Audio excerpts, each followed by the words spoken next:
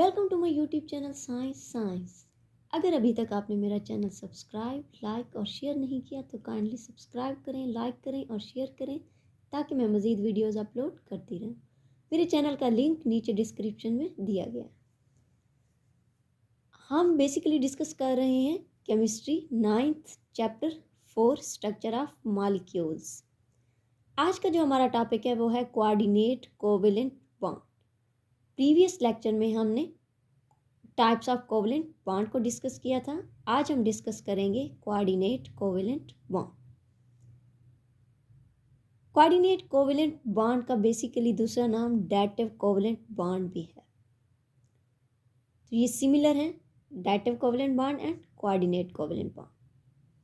A type of covalent bonding की वो type, वो किस्म in which bond pair of electrons are donated by one bonded atom only। Covalent bond की वो किस्म जिसमें बॉन्ड पेयर ऑफ इलेक्ट्रॉन सिर्फ एक ही एटम की तरफ से डोनेट किए जाते हैं, यानी दिए जाते हैं।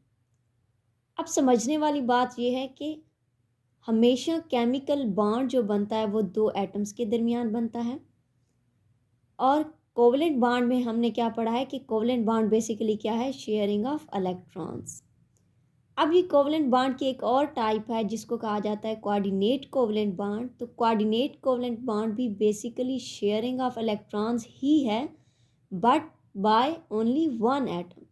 कि बॉन्डेड तो आपस में बॉन्ड तो दो एटम्स ने बनाया होगा, लेकिन जो पेयर ऑफ इलेक्ट्रॉन्स होंगे, यानी जो बॉन्डिंग पेयर ऑफ इलेक्ट्रॉन्स होंगे, वो सिर्फ एक एटम की तरफ से डोनेट किए जाएंगे। इस किस्म की कोवेलेंट बॉन्डिंग को कोऑर्डिनेट कोवेलेंट बॉन्ड कहा जाता है। किस तरह कि आपको नीचे दो एटम्स नज़र आ रहे हैं ब्लू में, ये दो एटम्स हैं। जब दो एटम्स ये करीब आए तो इन दोनों एटम्स को, यानी कोऑर्डिनेट कोवेलेंट बॉन्ड बनाने के लिए जब ये दो एटम्स आपस में करीब आते हैं तो एक एटम को डोनर एटम कहा जाता है और एक को एक्सेप्टर एटम कहा जाता है। क्यों कहा जाता है डोनर एटम? उस एटम को कहा जाता है जो bond pair of electron donate करेगा।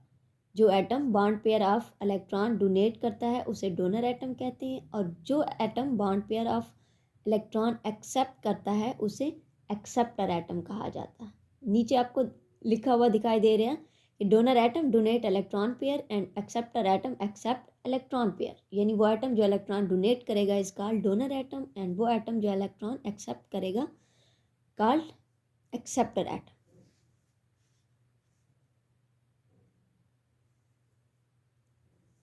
NH3, अगर हम एग्जाम्पल लेते हैं अमोनिया की, अमोनिया के ऊपर आपको एक बॉन्ड पेयर नज़र आ, सॉरी एक पेयर ऑफ इलेक्ट्रॉन नज़र आ रहा। हम इसे बॉन्ड पेयर अभी नहीं कह रहे, ना ही हम इसे लोन पेयर कह रहे हैं। ये आपको जस्ट आप इसको अज्यूम करें कि ये आपको इलेक्ट्रॉन पेयर नज़र आ रहा है। बाकी इसके तीन इलेक्ट्रॉन कहाँ गए? नाइट्रोजन के वैलेंस इलेक्ट्रॉन में वैलेंस शेल में 5 इलेक्ट्रॉन होते हैं। अब अगर हम डिस्कस करें तो नाइट्रोजन ने 3 इलेक्ट्रॉन बॉन्ड बनाया हुआ है अपने 3 इलेक्ट्रॉन का हाइड्रोजन के साथ, NH3। 3 हाइड्रोजन एटम है, तो नाइट्रोजन के जो 3 वैलेंस इलेक्ट्रॉन थे वो तो बॉन्डिंग में हिस्सा ले चुके हैं। अब इसके दो जो इलेक्ट्रॉन हैं वो ऐसे ही रह गए हैं, वो किसी किस्म की बॉन्डिंग में हिस्सा नहीं ले रहे। तो ऐसे तमाम इलेक्ट्रॉन पेयर जो किसी किस्म की बॉन्डिंग में हिस्सा नहीं लेते उनको हम क्या कहते हैं? Loan pair of electrons. और वो तमाम इलेक्ट्रॉन्स जो बॉन्डिंग में हिस्सा लेते हैं उनको हम कहते हैं बॉन्ड पेयर ऑफ इलेक्ट्रॉन्स। वो तमाम इलेक्ट्रॉन पेयर्स जो बॉन्डिंग में हिस्सा नहीं लेते। अब आपको नाइट्रोजन के ऊपर वो इलेक्ट्रॉन पेयर नज़र आ रहा है जो बॉन्डिंग में हिस्सा नहीं लेता, दैट्स वाई हम इसे क्या कहेंगे? Loan pair of electron.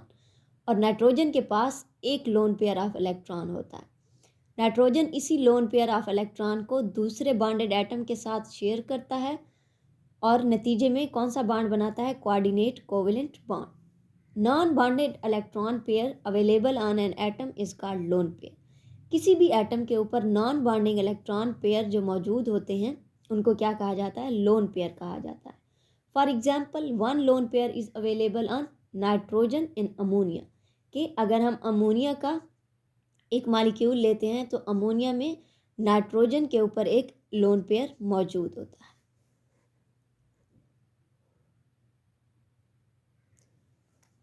Formation of ammonia radical, कि अगर हम कोऑर्डिनेट कोवलेंट बॉन्ड को डिस्कस करना चाहें कि किस तरह अमोनिया कोऑर्डिनेट कोवलेंट बॉन्ड बनाने में हिस्सा लेता है या किस तरह पार्टिसिपेट करता है, तो उसको हम डिस्कस कर लेते हैं। When a proton, proton basically क्या होता है, हाइड्रोजन, हाइड्रोजन को हम क्या कहते हैं, proton, approaches a molecule, proton वैसे भी क्या होता है, इलेक्ट्रॉन डेफिशिएंट होता है।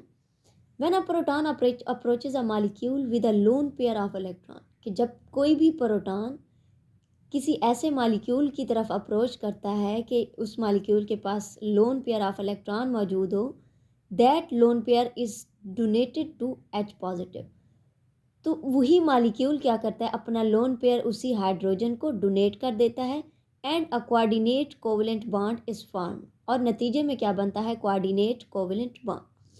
चूंकि नाइट्रोजन ने अपने, यहाँ पर अगर हम अमोनिया की एग्जांपल ले रहे हैं तो हम उसके नाइट्रोजन मॉलिक्यूल को देखेंगे, नाइट्रोजन एटम को देखेंगे। अब नाइट्रोजन एटम के वैलेंस इलेक्ट्रॉन कितने हैं, 5 हैं, वो आपको नीचे नज़र आ रहे हैं। हमने नाइट्रोजन के वैलेंस इलेक्ट्रॉन को डॉट से जाहिर किया हुआ है और हाइड्रोजन के वैलेंस इलेक्ट्रॉन को हमने क्रॉस से जाहिर किया हुआ है। अब नाइट्रोजन के अगर हम सबसे पहले नाइट्रोजन एटम देखें तो आपको नज़र आ रहा है कि उसमें उसने 3 वैलेंस इलेक्ट्रॉन के साथ 3 हाइड्रोजन के साथ अपने बॉन्ड बना लिया। तो इसका मतलब कि इसके 3 इलेक्ट्रॉन जो है इन्होंने बॉन्डिंग में हिस्सा ले लिया है, अब ये किसी काम के नहीं। बाकी नाइट्रोजन के पास 2 लोन पेयर बच रहे हैं, loan pair of electron, basically 2 electron बच रहे हैं और ये मिलकर क्या बनाएंगे, एक इलेक्ट्रॉन पेयर, यानी एक लोन पेयर उसके पास अभी भी मौजूद है। अब कहीं से खिसकता हुआ प्रोटॉन आ जाता है, वो देखता है कि हाँ नाइट्रोजन के पास तो एक लोन पेयर मौजूद है जो कि मुझे मिल सकता है। अब वो बेचारा आके ना नाइट्रोजन के साथ बॉन्ड बनाने की कोशिश करता है। तब क्या होता है, नाइट्रोजन अपना लोन पेयर उस हाइड्रोजन को यानी उसी प्रोटॉन को क्या कर लेता है, डोनेट कर देता है। जब इसने अपने लोन पेयर इसको डोनेट किया तब नाइट्रोजन का ऑक्टेट भी कंप्लीट हो जाता है, क्योंकि और इसका डुप्लेट भी, हाइड्रोजन का डुप्लेट भी कंप्लीट हो जाता है। अब देखिए यहाँ पर विल गिव अस नाइट्रोजन के 3 यहाँ पर हमारे पास बॉन्ड बने हुए हैं और एक लोन पेयर जो है वो अपना क्या कर रहा है, हाइड्रोजन को डोनेट किया हुआ है। और ये जो हाइड्रोजन और लोन पेयर के दरमियान जो एरो आपको नज़र आ रहा है, ये बेसिकली कोऑर्डिनेट कोवलेंट बॉन्ड है।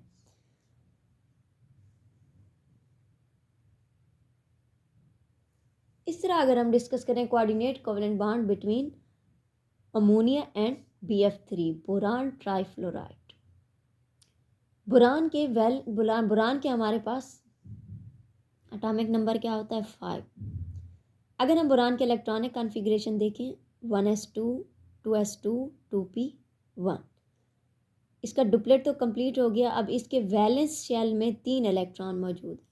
बोरान के वैलेंस शेल में आपको नज़र आ रहे हैं, डब्बे में मैंने शो कर दिया कि बोरान के वैलेंस शेल में कितने इलेक्ट्रॉन मौजूद हैं, 3 इलेक्ट्रॉन मौजूद हैं।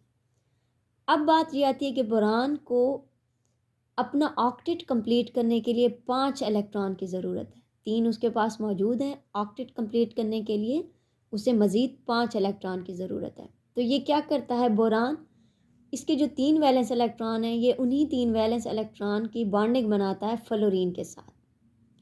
3 फ्लोरीन एटम के साथ इसने बॉन्डिंग बनाई, यानी इलेक्ट्रॉन क्या किए, शेयर किए। हम कह सकते हैं कि इसने कोवलेंट बॉन्ड बनाया 3 फ्लोरीन एटम्स के साथ। अब 3 इसने अपने वैलेंस इलेक्ट्रॉन शामिल किए और 3 आपको नज़र आ रहे हैं कि फ्लोरीन के वैलेंस इलेक्ट्रॉन्स हैं। तो टोटल अब बोरान के पास कितने वैलेंस इलेक्ट्रॉन आ गए, 6 आ गए। 3 उसके अपने थे, 3 उसने फ्लोरीन से शेयर किए, तो टोटल कितने हो गए इसके वैलेंस इलेक्ट्रॉन में, 6। लेकिन इसका ऑक्टेट तो अभी भी कंप्लीट नहीं है, ये तो अभी भी इलेक्ट्रॉन डेफिशिएंट है। तब ये क्या करता है, इधर उधर देखता है कि कहीं इसको ऐसा एटम मिल जाए जो मज़ीद इसके साथ 2 इलेक्ट्रॉन क्या करे, शेयर करे और नतीजे में इसका ऑक्टेट कंप्लीट हो जाए।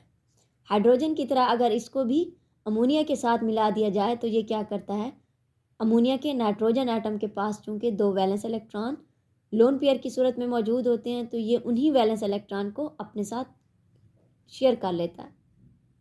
शेयर का मतलब क्या है कि नाइट्रोजन क्या कर लेता है, इसके साथ डोनेट कर लेता है। अब अगर आप देखें कि नाइट्रोजन एटम के लोन पेयर आपको डॉट की सूरत में नज़र आ रहे हैं, सेम इसी तरह जो मिडिल एटम है बोरान, उसके भी आपको डॉट में नज़र आ रहे हैं। 3 वैलेंस इलेक्ट्रॉन के साथ बॉन्डिंग बनाई हुई है इन्होंने अपनी हाइड्रोजन के साथ, और बोरान ने बनाई हुई है फ्लोरीन के साथ। अब नाइट्रोजन के जो 2 लोन पेयर हैं वो क्या कर रहा है, डोनेट कर रहा है किसको, बोरान को। अब ये दोनों लोन पेयर काउंट होंगे नाइट्रोजन के लिए भी और इसके लिए भी, बोरान के लिए भी काउंट होंगे।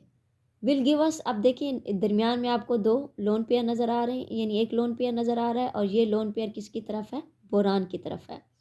और इसी तरह बोरान और अमोनिया, यानी बोरान ट्राइफ्लोराइड और अमोनिया के दरमियान कोऑर्डिनेट कोवलेंट बॉन्ड बन रहा है, और ये जो आपको रेड में नज़र आ रहा है एरो, ये कोऑर्डिनेट कोवलेंट बॉन्ड को शो कर रहा है।